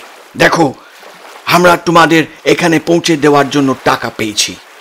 আমরা দূরে অপেক্ষা করব তোমাদের জন্য। যদি তোমরা 7 দিনের মধ্যে ফিরে না আসো তাহলে আমরা জাহাজ নিয়ে চলে যাব, এমনটাই তোমাদের সঙ্গে কথা হয়েছে। তাই তোমরা দ্বীপে গেলেও আমরা আমাদের টাকা পাবো, আর না গেলেও পাবো। কিন্তু আমরা বুঝতে পারছি তোমরা আমাদের ভালোর জন্যই সাবধান করছো, কিন্তু ওই দ্বীপে যাওয়ার জন্যই আমরা এত দূর থেকে এসেছি। এতটা কাছে এসে ওখানে না গিয়ে ফিরে যাব? ওখানে না গেলে যে ওই দ্বীপের ব্যাপারে কিছুই জানতে পারবো না আমরা। ওই দ্বীপের ব্যাপারে জানার জন্যই আমরা এখানে এসেছি, এত দূর সমুদ্রে জাহাজ নিয়ে।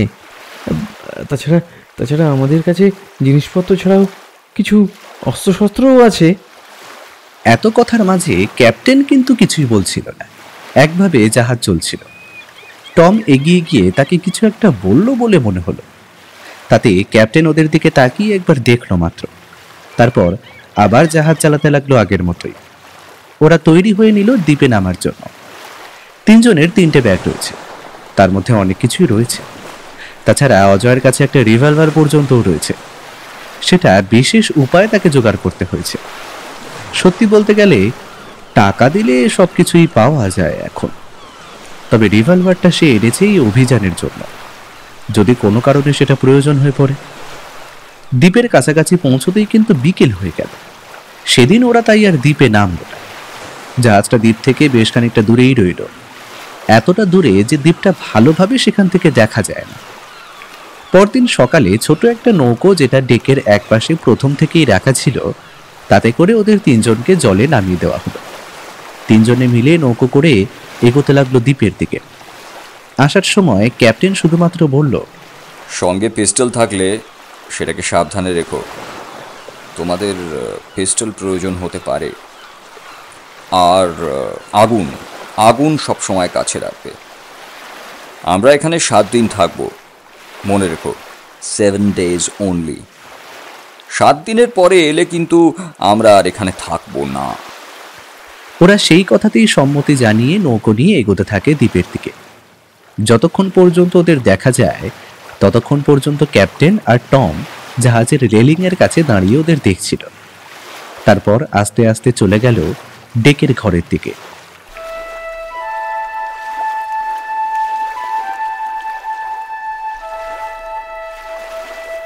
দ্বীপের কাছাকাছি আসতে ওরা কিন্তু একটা ব্যাপার বুঝতে পারল। এই দ্বীপের সমুদ্রের কাছে বালিয়ারি জায়গাটাই শুধু ফাঁকা, তারপর থেকেই গাছপালা শুরু হয়ে গেছে।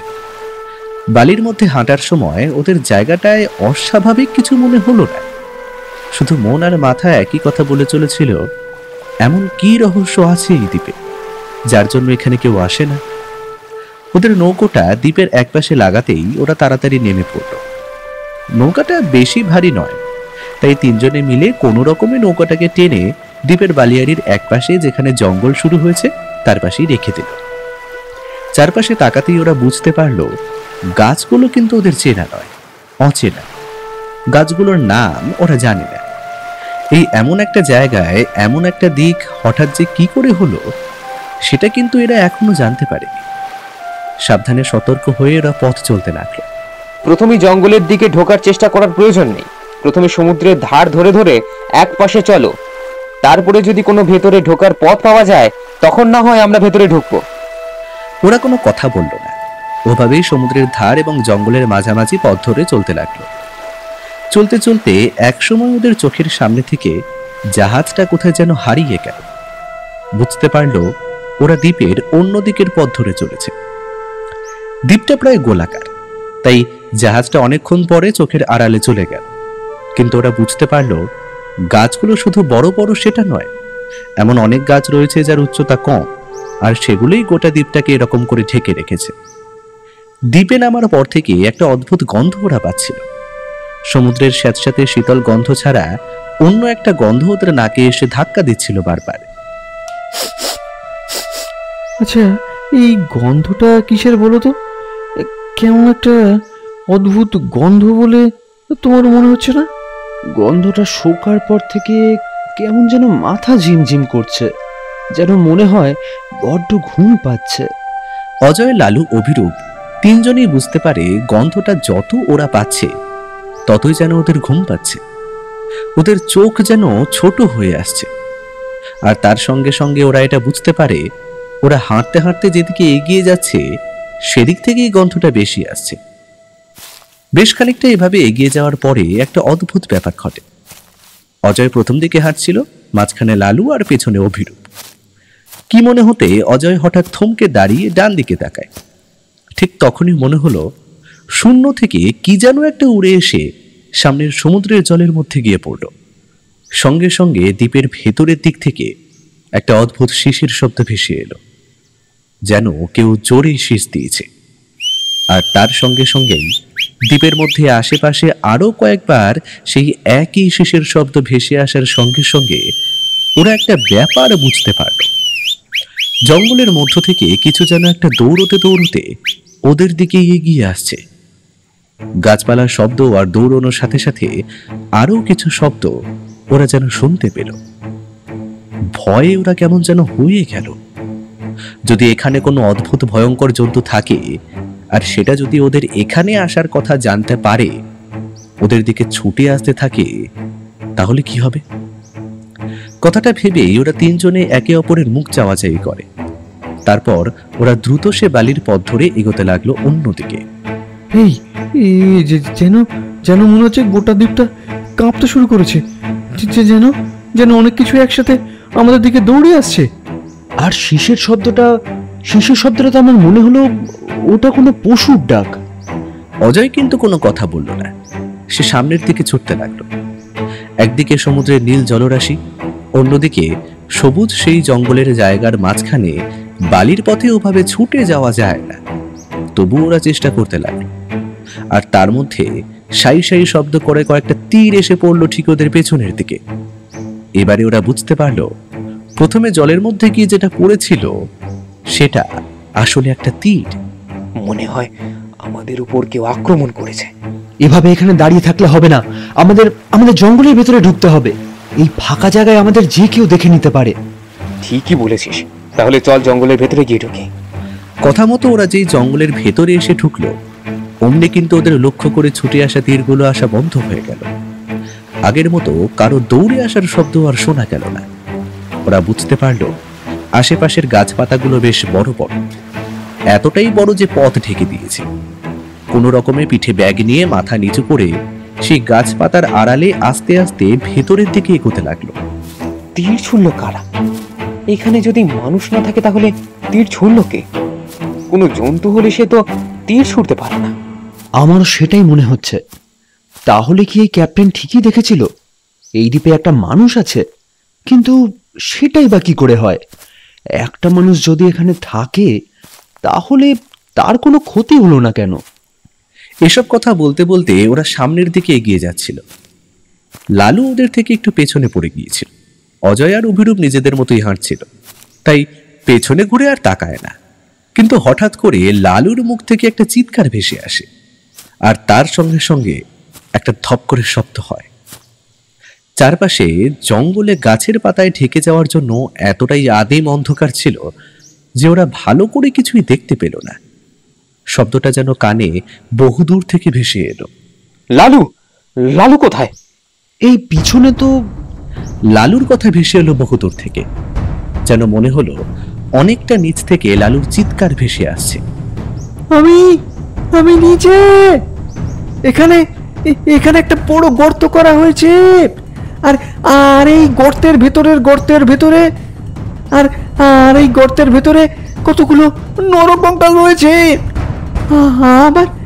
আমার বাঁচা! কথাটা শুনে ওরা কেমন যেন চমকে উঠল। অজয় অভিরূপ পেছনের দিকে ছুটে আসে। কিন্তু বুঝতে পারে না ঠিক মাটির কোন জায়গা থেকে ভেসে আসছে লালুর চিৎকারের শব্দ। দুজনে মিলে তাড়াতাড়ি পেছনের দিকে এগিয়ে গিয়ে দেখল একটু আগে যে পথে ওরা হেঁটে এসেছে সেই পথেই পরপর কয়েকটা গর্ত রয়েছে। অজয় গর্তগুলোর মুখে কান দিয়ে শুনতে লাগলো। তারপর ওরা খুঁজে পেল লালু যে গর্তটায় পড়ে গেছে সেই মস্ত বড় গর্তটা। লালু যেখানে গিয়ে পড়েছিল সেই গর্তের মধ্যে মাটিটা স্যাঁতস্যাঁতে। লালুর মনে হচ্ছিল একভাবে ওখানে কিছুক্ষণ দাঁড়িয়ে থাকলে মাটি ভেদ করে সে মাটির আরো অতল গভীরে তলিয়ে যাবে মুহূর্তের মধ্যে। লালু চিৎকার করতে থাকে তাকে বাঁচানোর জন্য। তবে গর্তের মধ্যে দাঁড়িয়ে পৃথিবীর আদিমতম অন্ধকারকে ভেদ করে প্রায় অগুন্তি নরকঙ্কাল যেন গায়ে গা লাগিয়ে দাঁড়িয়ে আছে। নরকঙ্কালগুলো যেন আস্তে আস্তে তার দিকে এগিয়ে আসছে। লালু চোখ বন্ধ করে চিৎকার করতে করতে অজয় অভিরূপকে ডাকতে লাগলো। লালু গর্তের মধ্যেই ভয় পেয়ে দৌড়তে লাগলো। একে উর্বর মাটি ধসে যাওয়ার ভয়, তার উপরে এই নরকঙ্কালগুলোর ভয়ে ও কাঁদতে লাগলো। অজয় অভিরূপ লক্ষ্য করলো সে গর্তের ভেতরে প্রায় 10 ফুট নিচে লালু মাটির উপর দাঁড়িয়ে দুটো হাত তুলে ওদের দৃষ্টি আকর্ষণ করার চেষ্টা করছে। অজয় অভিরূপের ছায়াটা দেখে যেন স্বস্তি পায় লালু।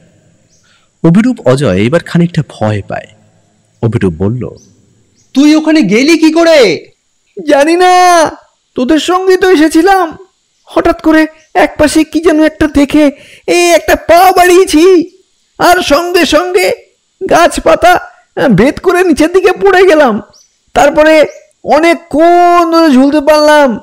আমি একটা গর্তে পড়ে গেছি। আমার মনে হয় এটা কোনো ফাঁদ নিশ্চয়ই।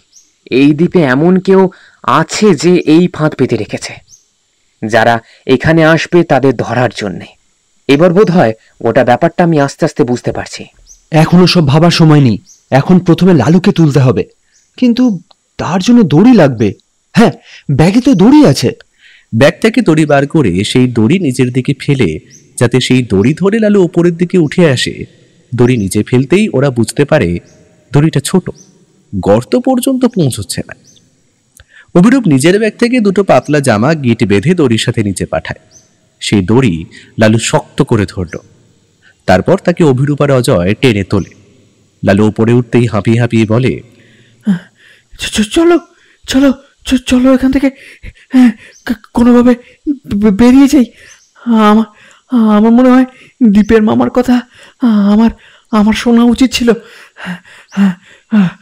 শোনা শোনা শোনা উচিত ছিল। হ্যাঁ, এখানে যখন এসে পড়েছি এ সময় ফিরে যাওয়া যাবে না। দেখলি না, ওরা আমাদের তীর ছুড়ছিল। এখন পিছনে গেলে যদি আবার ফেরার কথা না হয় কালকে ভাবা যাবে, এখন আগে চল। তারপর আবার সাবধানে তিনজন ভেতরের দিকে এগোতে থাকে। একটা ব্যাপার অজয় লক্ষ্য করে অবাক হয়ে যায়। যত ভেতরের দিকে ওরা আসছে ততই যেন চলার পথটা ঢালু হচ্ছে, যেন আস্তে আস্তে ওরা নিচের দিকে নামছে। আর তার সঙ্গে সঙ্গে গাছপালাগুলো যেন একটু বড় হয়ে যাচ্ছে। এভাবে বেশ কিছুক্ষণ চলার পর আবার আগের মতো সেই শব্দটা ওরা শুনতে পায়। আর তার সঙ্গে সঙ্গে একটা শক্ত কি যেন জড়িয়ে ধরে অভিরূপের গায়ে। আর সঙ্গে সঙ্গে অভিরূপের দুটো পা বাঁধা অবস্থায় তার মাথাটা নিচের দিকে ঝুলতে ঝুলতে তার শরীরটা উঠে যায় একদম বড় গাছের মাথায়। অজয় সবার আগে ব্যাপারটা বুঝতে পেরে বলে, অভিরূপ অভিরূপ দড়িটা ধরে ওপরের দিকে ওঠার চেষ্টা কর কোনোভাবে। অভিরূপের চিৎকার ছাড়া আর কিছুই শোনা যায় না। অজয়ের মাথা খারাপ হয়ে আসতে থাকে। প্রথমে লালু, তারপর অভিরূপ। এখানে আসলে হচ্ছেটা কি? তারা ব্যাগ থেকে ছুরি দিয়ে আশেপাশের গাছপাতা কাটতে শুরু করে। আর ঠিক তখনই দেখা যায় গাছটার পেছন দিক থেকে বেরিয়ে এসেছে কতগুলো মানুষ। কিন্তু ওদের কি সত্যি মানুষ বলা চলে? যারা এসে দাঁড়িয়েছে তাদের গোটা শরীরে কাপড়ের চিহ্ন মাত্র নেই। শুধু নিম্নাঙ্গের কাছে কয়েকটা যেন গাছপাতার মতো কিছু সবজির কাপড় জড়িয়ে রাখা রয়েছে। তাদের হাতে ধারালো অস্ত্র। সবচেয়ে ভয়ঙ্কর তাদের দাঁতগুলো। স্বাভাবিকের চেয়ে যেন তাদের দাঁতগুলো বেশ লম্বা। তাদের চোখ বড় অদ্ভুত। মাথায় অদ্ভুত কিছু শিকড় বাঁধা আছে। ওদের দেখে কিন্তু লালু বেশ ভয় পেল। লোকগুলোর মধ্যে একজন উপরের দিকে তাকিয়ে একবার অভিরূপকে দেখল। তারপর হাতের লম্বা লাঠিটা যার মাথায় ধরালো কি যেন একটা রয়েছে, সেটা ওদের দিকে এগিয়ে দিয়ে অদ্ভুত ভাষায় কিছু বলল লোকটা। কিন্তু লোকটার কথা ওরা বুঝতে পারল না। সেটা দেখে লোকটা যেন আরো রেগে উঠল। আশেপাশের লোকেদের কিছু একটা বলতেই তারা এগিয়ে এলো ওদের দিকে। অদ্ভুত ভঙ্গিতে কিছু একটা বলল লোকটা। তারপর লালুর দিকে হাত বাড়াতেই লালু ভয় পেয়ে লোকটার হাতে জোরে কামড়ে দেয়। তারপর সাথে সাথে আরো সবাই ছুটে আসে লালুর দিকে। লালু অজয়ের পেছনে গিয়ে দাঁড়ায়। অজয় নিজের ব্যাগ থেকে ছুরি বের করে ওদের দিকে ছুরি ঘুরিয়ে বলে, কেউ সামনে আসবে না, আমরা তোমাদের কিচ্ছু করব না, আমাদের যেতে দাও, যেতে দাও আমাদের। কথাটা অজয় বলল বটে, কিন্তু সেও জানে তারা হয়তো ওদের ভাষা বুঝবে না। কয়েকটা লোক ওদের সামনে আসতেই লালু বলল, দাদা দাদা। আমরা দুজন, ওরা অনেকজন। তাছাড়া এখানে আরো কি আছে তা না জানা পর্যন্ত এভাবে কিছুই করা ঠিক নয়। আমাদের আত্মসমর্পণ করতে হবে। ওরা নিশ্চয়ই এই দ্বীপের আদিবাসী। ওরা আত্মসমর্পণ করল। লোকগুলো এসে ওদের পিঠ থেকে ব্যাগপত্র দিয়ে দিল। একজন অজয়ের হাত থেকে ছুরিটা নিয়ে ঘুরিয়ে ফিরিয়ে দেখতে লাগলো। লালু লাঠি নিয়ে ওদের গায়ে মারতে লাগলো, কিন্তু অদ্ভুতভাবে লোকগুলো আঘাত পাওয়ার বদলে ওদের মধ্যে একজনের হাতের হ্যাচকা টানে লালু ছিটকে গিয়ে পড়ল মাটির ওপর। শারীরিক ক্লান্তি ও মানসিক জোর দুটোই হারিয়ে ফেলার ফলে লালু আত্মসমর্পণ করল। কিন্তু অজয় তখনও মনের সাহস ধরে রেখেছিল। ওদের দুটো হাত পেছনে মুড়িয়ে বাঁধা হলো। অভিরূপকে গাছ থেকে নামিয়ে তাকে ওভাবেই বাঁধা হলো। তারপর তিনজনকে হাঁটিয়ে হাঁটিয়ে সেই জঙ্গলে জায়গার মধ্যে দিয়ে ওরা নিয়ে চলল আরো জঙ্গলের গভীরে। এই দিকটা ভালো হয়ে এসেছে। জঙ্গলের গভীরে একটা জায়গায় এসে ওরা বুঝতে পারলো এখানে অদ্ভুতভাবে ওরা ঘর বানিয়েছে। ঢালু জায়গাটার চারপাশে বড় বড় গাছের সঙ্গে পাতার গাছের গুল্ম দিয়ে বেঁধে ছাউনির মতো করা আছে। তার তলাতেই অমন অনেক লোক রয়েছে, যাদের পরনে একটি মাত্র গাছের ছাল ছাড়া আর কিছু নেই। সকলের হাতেই অস্ত্র। তাদের মুখের অবস্থা ঠিক একই রকম। ওরা ওদের বেঁধে নিয়ে চলল। সেই দলের মধ্য দিয়ে একদিকে লোকগুলো নিজেদের মধ্যে কি যে বললো কিছুই বোঝা গেল না। বেশ খানিকটা এগিয়ে গিয়ে একটা জায়গায় দেখা গেল একটা মস্ত পাথরের উপর বসে রয়েছে একটি লোক। তার মাথার উপর তেমনই শিকড় বাকড় থাকলেও তার মাথায় সেই শিকড় বাকড় বেশ খানিকটা উঁচু। দেখে মনে হলো এরাই এদের রাজা কিংবা ওই ধরনের কিছু হবে। লোকগুলো এগিয়ে গিয়ে তার সামনে হাঁটু গেড়ে বসে কি একটা বলতে লোকটা ওদের দিকে তাকালো। লোকটা একটা মাটির পাত্রে কি যেন খাচ্ছিল। এবার ওদের কথা শুনে ওদের দিকে তাকিয়ে আঙুল তুলে কিছু একটা বলল, আর তার সঙ্গে সঙ্গে তার আঙুল নির্দেশ করে ওরা সামনের দিকে তাকাতেই একটা অদ্ভুত ব্যাপার দেখতে পেল। ওদের সামনে একটা বড় গাছ। গাছটা অনেকটা বট গাছের মতো হলেও সেটা বট গাছ নয়, আর সেই গাছের ঝুড়িগুলো থেকে ধরে রয়েছে অজস্র নরকঙ্কাল। এ কি, এত নরকঙ্কাল এখানে এলো কোথা থেকে? নিশ্চয়ই দ্বীপে এসে যারা হারিয়ে গেছে ওগুলো তাদেরই নরকঙ্কাল।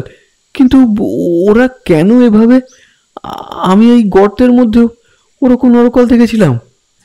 যে লোকটা পাথরের উপর বসেছিল তার সামনে ওদের তিনজনকে দাঁড় করানো হলো। সেই লম্বা দাঁড়ানোর অস্ত্র দিয়ে ওদের হাতের বাঁধন খুলে দেওয়া হয়। তারপর ওদের কাঁধের কাছে চাপ দিতেই ওরা বাধ্য হয়ে মাথা নিচু করলো ওই লোকটার সামনে। তারপর কি যেন একটা নিজেদের ভাষায় বলতেই বাকি সকলেই যেন চিৎকার করে উঠল। যেন মনে হলো ওরা সকলে বেশ আনন্দ পেয়েছে। এরপরে যা হলো তার জন্য ওরা তৈরি ছিল না। ওদের তিনজনের হাত পা সমস্ত কিছু বেঁধে ওদের পেছনের দিকের অপেক্ষাকৃত একটা ফাঁকা জায়গায় ফেলে রাখা হলো। হাত পা সমস্ত কিছু বাঁধা থাকলেও ওদের মুখগুলো কিন্তু যদি খোলা থাকতো ওরা নিজেদের মধ্যে কথা বলতে পারত। কিন্তু ওদের মুখগুলো অদ্ভুতভাবে শক্ত মোটা খসখসে পাতা দিয়ে তারপর সরু গাছের গুল্ম দিয়ে বাঁধা রয়েছে। তিনজনকে পাশাপাশি রাখা হলেও একে অপরের কাছাকাছি যে আসার চেষ্টা করবে সেটা ওরা করতে পারছিল না। তবে ওরা বুঝতে পারছিল এরা আর যাই হোক ওদের এখান থেকে ছেড়ে দেওয়ার জন্য বেঁধে রাখে। এই কারণেই বোধহয় এখানে কেউ আসতে চায় না, এবং এই কারণেই বারবার সবাই ওদের এখানে আসতে বারণ করেছিল। সমস্ত ব্যাপারটা এবার ওদের কাছে পরিষ্কার হয়ে যেতে লাগলো। গোটা রাতটা ওদের কাছে যেন দুঃস্বপ্নের মতোই কাটল। গোটা দিন এবং গোটা রাত ওরা ওখানেই পড়ে রইল। ওদের ব্যাগপত্র কোথায় গেল তা কেউ জানে না। ক্লান্তিতে আর ভয়ে বোধহয় লালু ঘুমিয়ে পড়েছিল। অভিরূপ আর অজয় অনেক রাত পর্যন্ত জেগেছিল।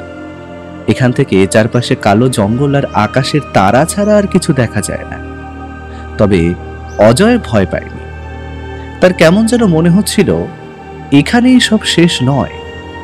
এখান থেকে আজ পর্যন্ত কেউ ফিরে যায়নি সে কথা ঠিক, কিন্তু ওরা যাবে। কিভাবে যাবে সেটা জানে না।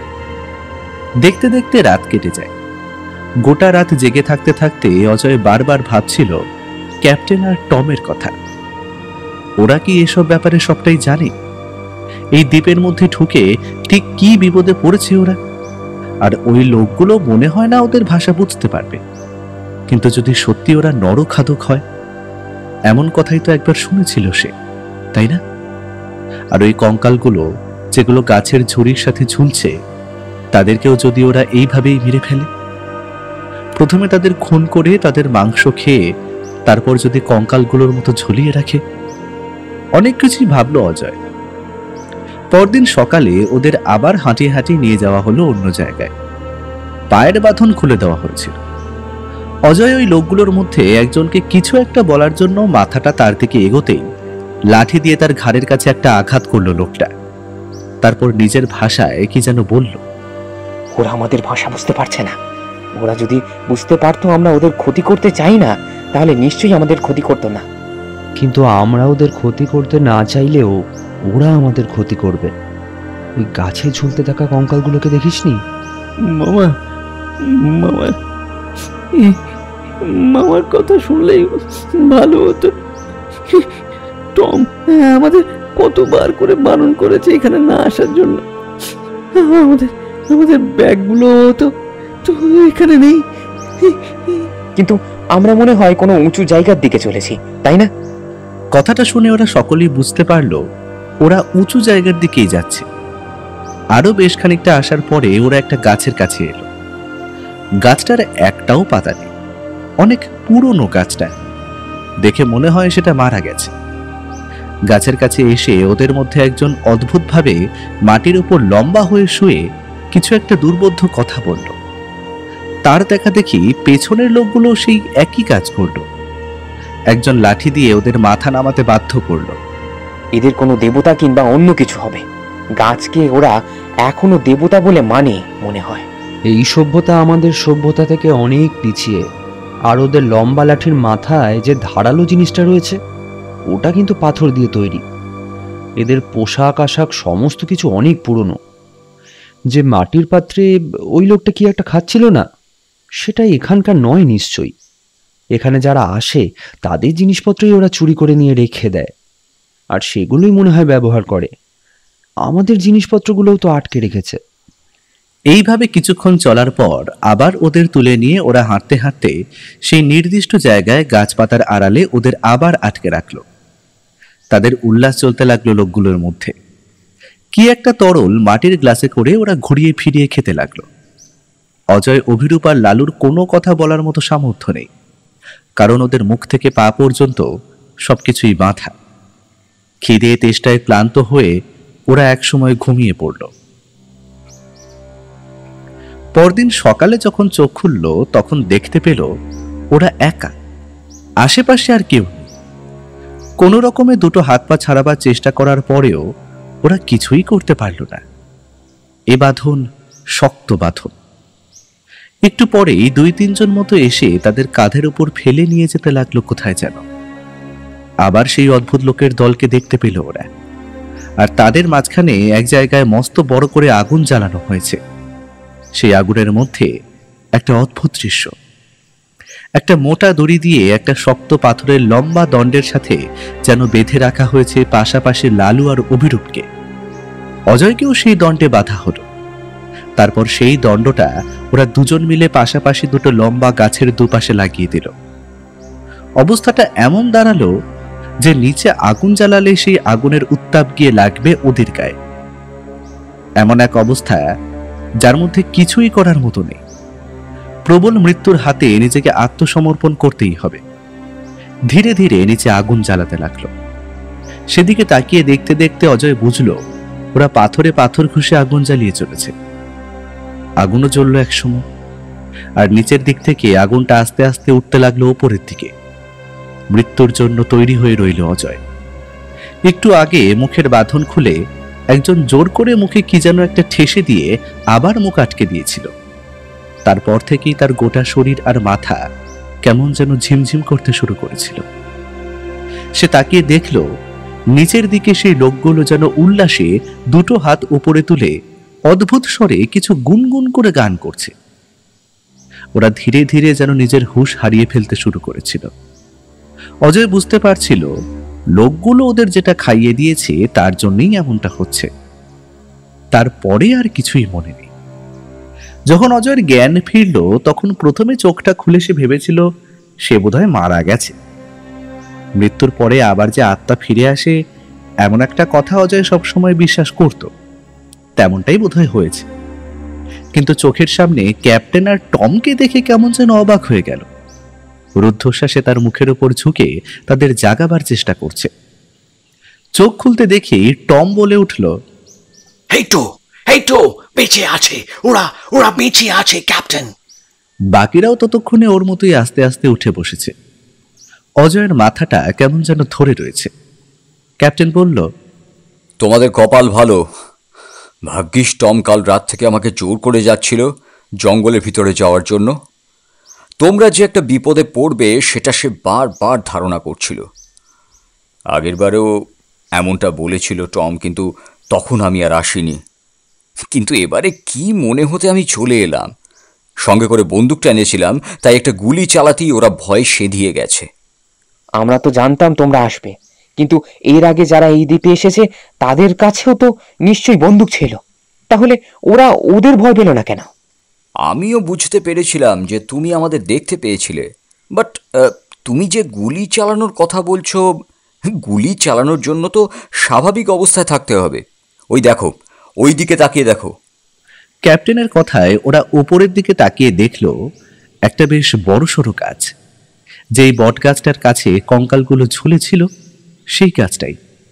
আর সেই গাছের দিক থেকে একটা অদ্ভুত গন্ধ ভেসে আসছে।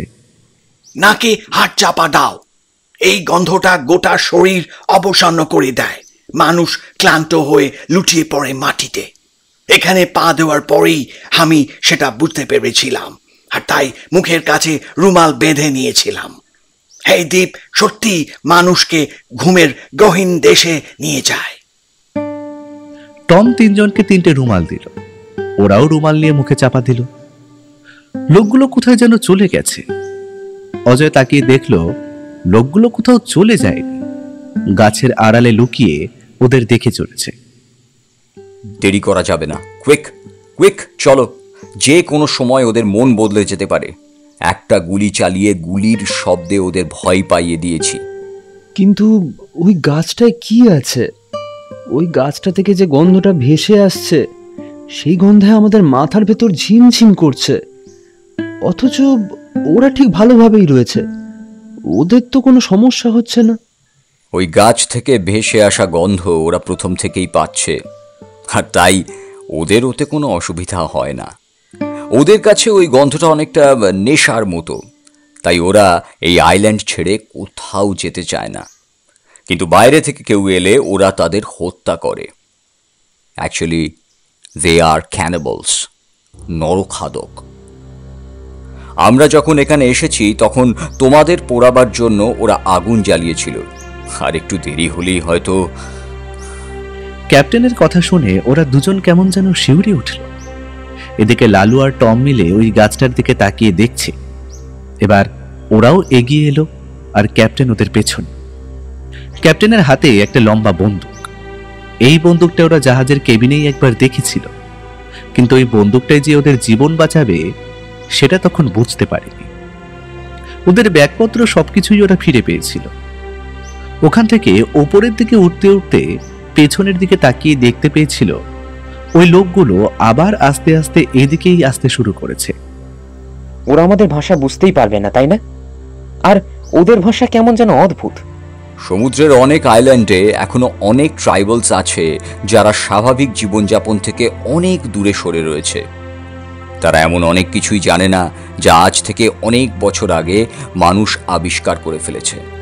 এরা এখনো পাথরে পাথরে ঠুকে আগুন জ্বালায়, তাই হয়তো বন্দুকের আওয়াজ এরা ভীষণ ভয় পেয়ে গেছে, তাই আমাদের আর কোনো ক্ষতি করার চেষ্টা করেনি।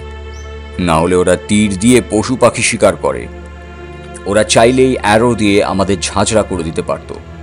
ওদের তীরের আগায় গাছের বিষ মেশানো থাকে। কিন্তু এই দ্বীপে এমন কি আছে যেটাকে ওরা রক্ষা করে? এমন কি রয়েছে যার জন্য ওরা দ্বীপে কাউকে ঢুকতে দেয় না, এবং এখান থেকে ওরাও কোথাও যায় না? এখনো বুঝতে পারোনি তোমরা, তাই না? আসলে এই দ্বীপটাই হলো ওদের কাছে গোটা ইউনিভার্স। এই দ্বীপের চারপাশে জল ছাড়া ওরা কখনো কিচ্ছু দেখেনি, তাই যখনই মাঝে মাঝে আশপাশ থেকে জাহাজ যায় ওরা তাদের উপরে টার্গেট করে। জাহাজ থেকে কেউ ওখানে নামতে শুরু করলে, জাহাজ থেকে কেউ ওখানে আসতে শুরু করলে ওরা প্রথমে তীর ছোড়ে। আসার সময় তোমরা এই দিক দিয়ে এসেছো, ওই পাশ দিয়ে এলে তোমরা ওদের দেখতে পেতে, এবং দেখতে পেতে যে অনেক মৃতদেহ বালিয়াড়ির চারপাশে পড়ে আছে, যাদের ওরা মেরেছে। বাকিদের তো ওরা এইভাবেই মেরেছে, এবং তাদের মৃতদেহটা ওই গাছে ঝুলিয়ে রেখেছে। ওরা ফেরার পথ ধরেছিল। সত্যি বলতে ওদের ইচ্ছে ছিল দ্বীপটা ঘুরে দেখার জন্য, কিন্তু সেটা আর সম্ভব নয়।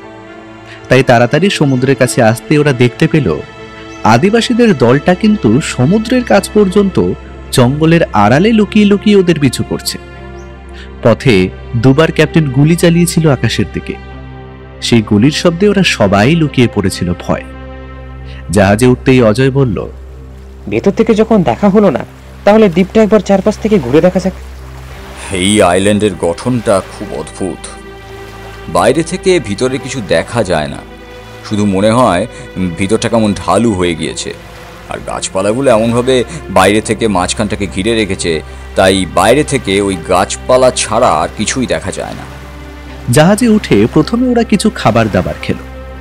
7 দিনের জায়গায় ওরা আগে আগেই ফিরে যাবে, তাই ক্যাপ্টেন আর টমের জন্য যা খাবার আনা হয়েছিল সেখান থেকেই ওদের খাওয়া হয়ে গেল। তারপর দ্বীপের চারপাশে ওরা ঘুরে বেড়ালো। সত্যি দ্বীপের সবুজ গাছপালা ছাড়া আর কিছুই দেখা গেল না। তবে একটা ব্যাপার ওরা বুঝতে পারলো এবার। দূরবীন দিয়ে ভালো করে লক্ষ্য করতে দেখতে পেল ওরা যেদিকেই যায় সেদিকেই কিন্তু দ্বীপের মধ্যে গাছপালার আড়ালে ওই আদিবাসীদের দেখা যাচ্ছে। তাদের খালিকা, গাছের ছাল ছিল তাদের পরনে।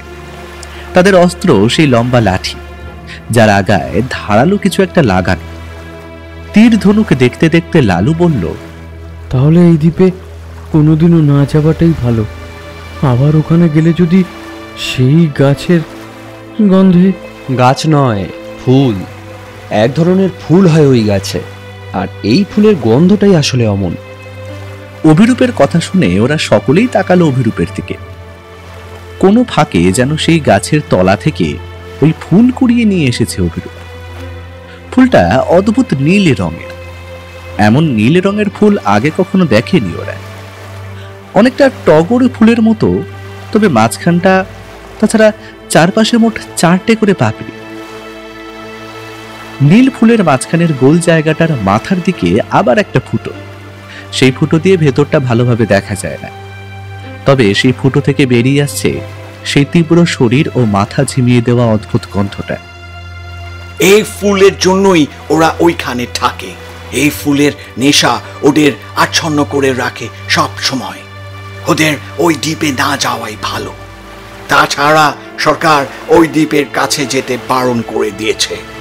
তাও তাদের চোখ ফাঁকি দিয়ে আমরা মাঝে মাঝে লোকেদের নিয়ে যাই, তবে এরপরে আর কখনোই কাউকে নিয়ে যাব না।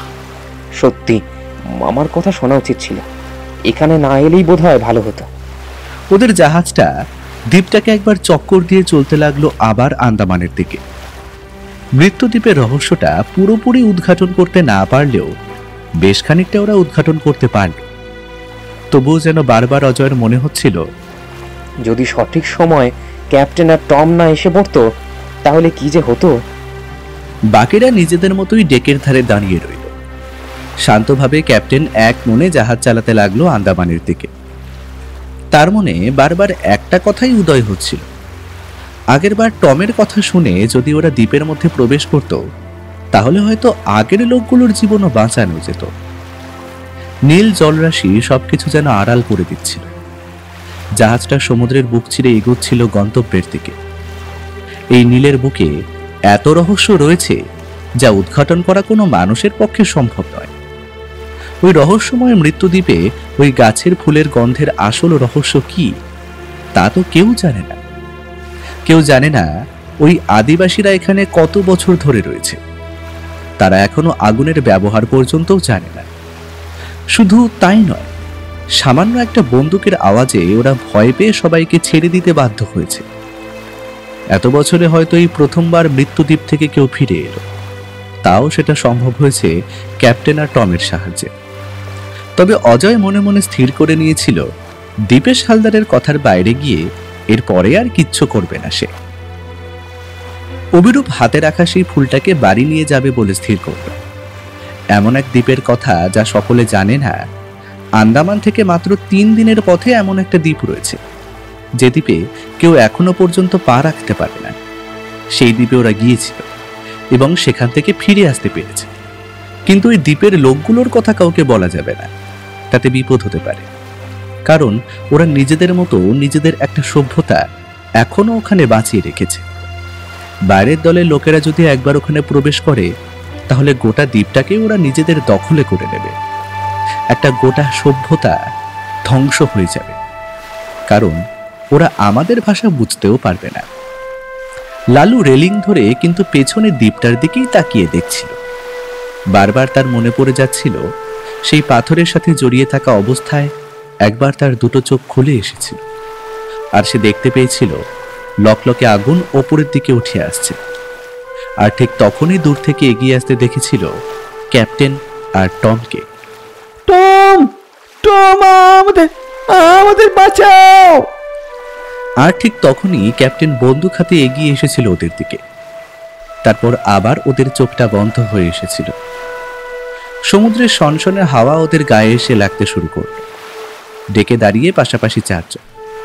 ক্যাপ্টেন জাহাজের হুইল ঘোরাতে ঘোরাতে একবার পেছনের দিকে তাকিয়ে ওদের দেখে নিল, তারপর আবার নিজের কাজে মন দিল। এত বছরে এই প্রথমবার ওই মৃত্যুদ্বীপ আইল্যান্ডে সে নিজেও পা রেখেছে। ব্যাপারটা খুব একটা সহজ আর ছোট ব্যাপার নয়, তবু তাকেও খেয়াল রাখতে হবে কথাটা যেন বাইরে কেউ জানতে না পারে। মৃত্যুদ্বীপের ভয় সবার মনে যেমন রয়েছে তেমনটাই থাকা দরকার। কিন্তু এমন একটা গাছ ওই দ্বীপে রয়েছে যে গাছ পৃথিবীর আর কোথাও আছে বলে অন্তত ক্যাপ্টেনের মনে হয় না। সে অনেক জায়গা ঘুরেছে, কিন্তু ওই মৃত্যুদ্বীপ তার সবকিছুর চেয়ে আলাদা। ফেরার পথেও ওরা সেই ডুবো পাহাড়ের কাছে বিপদে পড়ল। ঝড়ে বিধ্বস্ত হতে হতে ওরা কিন্তু আন্দামানে ঠিক ফিরে এলো। ক্যাপ্টেন আর টমের কাছ থেকে বিদায় নিয়ে আসার সময় অজয় বলল, ক্যাপ্টেন, তুমি তো বলেছিলে টম তোমার আগে একবার বলেছিল ওখানে যাওয়ার কথা। সেবার তুমি যাওনি যখন, এবার গেলে কেন? আমি জানতাম তোমরা এত সহজে হার মানবে না। তোমরা ওখানে যাবে, আর ওখানে গেলে তোমাদের কোনো না কোনো বিপদ হবেই। আমি জানতাম। আমি তো ওখানে একটা মানুষকে দেখেছিলাম, আর একবার তো সত্যিই ওখানে গিয়ে পড়েছিলাম। তখন ওদের ছোঁড়া একটা অ্যারো আমার হাতে এসে লাগে, তারপর আমি রক্তাক্ত হয়ে পড়ি। যদিও সেখান থেকে বেঁচে ফিরে আসতে পেরেছি আমি টমের তৎপরতার কারণে। আর এবারেও টম আমাকে জোর করেছিল তোমাদের বাঁচানোর জন্য। আমরা যেদিন সেই দ্বীপে গিয়েছিলাম, দূর থেকে হলেও আমি মানুষ দেখেছিলাম। এই কথা তো কেউ বিশ্বাস করে না, কিন্তু আমি বিশ্বাস করেছিলাম। আর যেদিন তোমরা ওখানে গেলে সেই দিনও আমি একটা মানুষকে দেখেছিলাম। ইয়েস, টম আমার এই কথাটা বিশ্বাস করেছিল, তাই টমের কথা আমি আর অবিশ্বাস করতে পারিনি। আর তোমাদের জন্য গিয়েছিলাম বলেই এমন একটা ব্যাপারও আমি জানতে পারলাম। আবার যদি কোথাও যাও অবশ্যই জানিও আমাকে, কিন্তু দয়া করে এমন কোথাও যেও না যেখানে কেউ যাওয়ার সাহস পায় না। সব সময় তো আর আমি কিংবা ক্যাপ্টেন তোমাদের বাঁচানোর জন্য থাকবো না, না? টমের কথায় ওরা সকলেই হেসে উঠল। তারপরে ওরা নিজেদের গন্তব্যে বেরিয়ে পড়ল। ক্যাপ্টেন আর টম চলে গেল তাদের জাহাজ নিয়ে নতুন গন্তব্যে যাবে বলে। যে কাজ ওরা করত সেই কাজ। আন্দামান থেকে ওরা যাবে মাদ্রাজের দিকে। তবে এবার ওদের সঙ্গী হলো ওরা 3 জন। লালু, অভিরূপ, অজয় আবার উৎসুক হলো দীপেশ মামাকে সমস্ত গল্পটা বলার জন্য। আর সেই দ্বীপ থেকে কুড়িয়ে আনা নীল রঙের ফুলটা মামাকে দেখানোর জন্য। ভয় ওরা যতই পাক, ওদের মনে রইল সবই।